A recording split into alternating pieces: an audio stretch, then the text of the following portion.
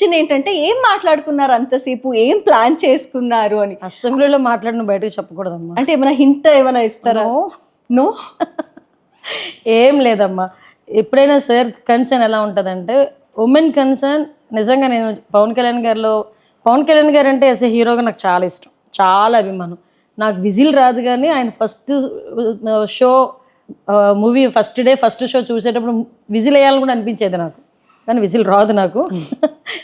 కాబట్టి చక్కగా చూసి ఎంజాయ్ చేసేదాన్ని. ఆయన్ని పొలిటికల్ లీడర్గా ఆయన టర్నప్ అయిన తర్వాత ఆయన జర్నీ చాలా అతి దగ్గరగా చూసిన సందర్భంలో ఆయన కొన్ని కన్సర్న్స్, నెక్స్ట్ కొన్ని విషయాల్లో ఆయన ఎంత స్టబర్న్గా ఉంటారు, దట్టు లేడీస్ విషయంలో ఆయన ఎంత స్టబర్న్గా ఉంటారు. లేడీకి ఎవరికైనా అన్యాయం జరిగింది, చిన్నపిల్లలకి ఎవరైనా ఇబ్బంది కలిగించారు, అటువంటి సందర్భంలో మీరు నమ్మరు, ఆయన ఫేస్ నేను అబ్జర్వ్ చేస్తాను. ఒక్క క్షణం ఎంత కోపంగా కనిపిస్తుంది అంటే, ఆ కోపంలో కంపల్సరీ అవతల అమ్మాయికి న్యాయం చేయాలని తపన కూడా కనిపిస్తుంది. సో నాకెందుకో ఆ రోజు ఆ సందర్భంలో ఆ చిన్న ఇన్సిడెంట్స్ గురించి వాటి గురించి మేము మాట్లాడుకోవడం జరిగింది. బట్ ఆ రోజు సార్ కూడా మంచిగా సపోర్ట్ చేయటం. ఇంకా చాలా ఇష్యూస్ ఉన్నాయిలేండి, ఇంకా అసెంబ్లీలో కూర్చొని చాలా ఇష్యూస్ ఉన్నాయి, అన్నీ మాట్లాడుకున్నాం. అంటే మీరు పవన్ కళ్యాణ్ సార్ని చాలా దగ్గరగా చూశారు, సో ఆయన గురించి తెలుసు. మాకంటే చాలా మందికి ఏంటంటే ఆయన చాలా అగ్రెసివ్, చాలా కోపం వస్తుంది. ఇప్పుడు మీరు చెప్తుంటే అర్థమవుతుంది ఆయన కోపం రావడానికి రీజన్ కూడా ఒకటి ఉంటుంది.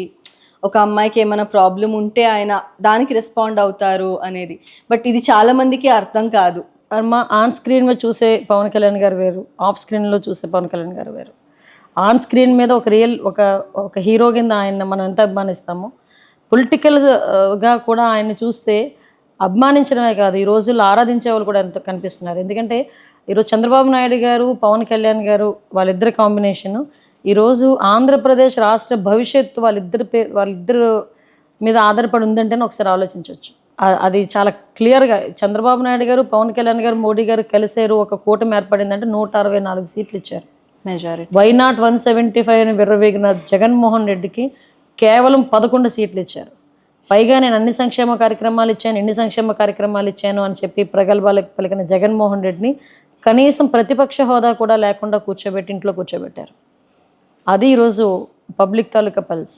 సో మీరు పడిన కష్టం కానీ అవన్నీ చూసి చాలామంది ఇన్స్పైర్ అయ్యారు. అది మీకు తెలిసే ఉంటుంది, చాలామంది వచ్చి చెప్పుంటారు. And thank you for that. So ఇంకా మీరు ఫేవరెట్ కుక్ ఏం కుక్ చేస్తారు?